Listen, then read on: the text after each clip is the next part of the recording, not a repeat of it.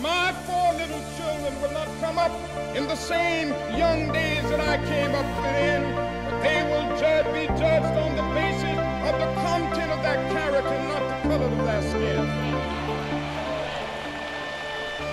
I have a dream this afternoon, one day right here in Detroit, Negroes will be able to buy a house or rent a house anywhere that their money will carry them. They will be able to get a job.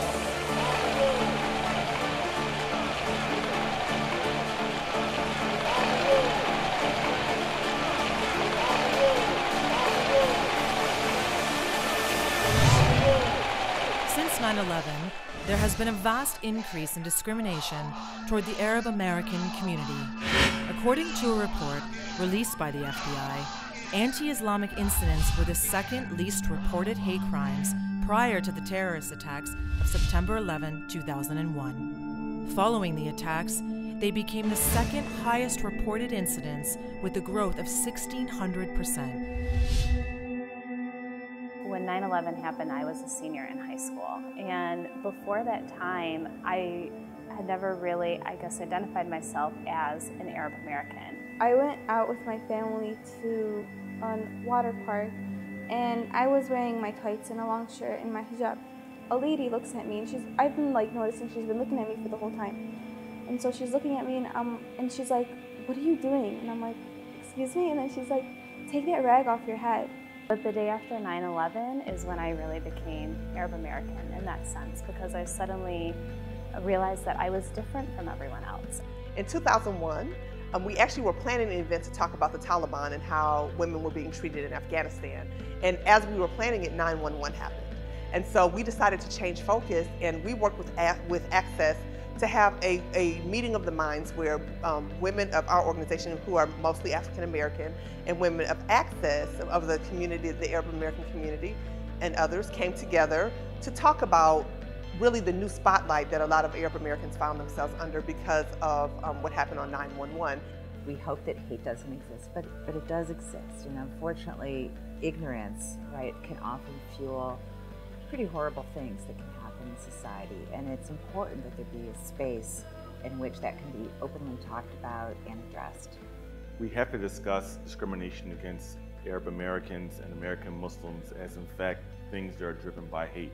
We do know that in cases with most people, people hate that which they don't know. So how we counteract the hate that relates to our communities is that we educate people and that we engage them. And once we begin to engage the broader society more and we educate them about who Arab Americans are and who American Muslims are, this will erode the hate against these two communities. The Take on Hate campaign is an initiative that I feel is worthy of the support.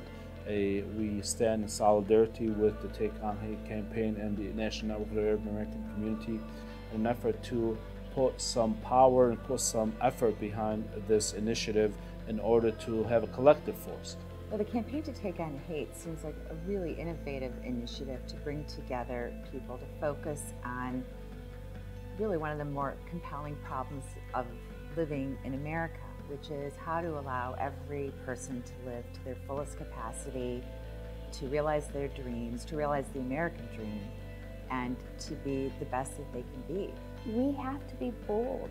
The people that are perpetrating hate or bias or stereotypes against us are not afraid to use bold action, and we can't be afraid to do that either.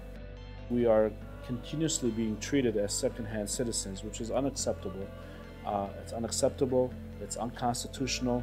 What makes this country so great is the Bill of Rights and our constitutional rights, and we demand our constitutional rights just like all other residents, ethnic or minority groups in this country. I think we all have a role to play, but I think that the reason that I'm really passionate about it is, even as a small child, I just really believe in fairness. And I feel like it's a great responsibility for everyone to do and everyone to share, because it's us that they're talking about. When you're suddenly singled out as feeling different,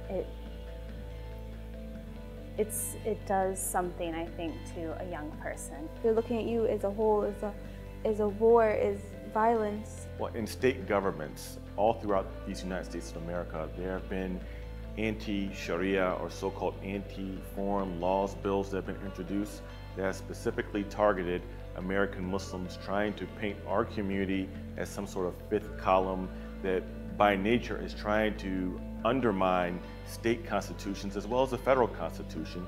And this type of rhetoric has not been invoked against American citizens since Japanese Americans suffered this during the time of World War II. What is encouraging, and this is why I wear the American flag, because I still believe in this country. I believe this country is the greatest country in the world, and I believe that eventually the general masses will come around, the belief, the mindset will come around that Arab Americans are good. So in Michigan, we have a tremendous opportunity because this is the largest concentration of Arab Americans in the country. And we have so many incredible partners here on the ground that we are really looking forward to working not only with Arab and Muslim Americans, but with many of our partners in other communities of color and other immigrant communities to come together and do that on-the-ground organizing work, you know, signing petitions and holding community events and meeting with our local congressmen. All those things are going to be happening here in this community, and it's going to be wonderful.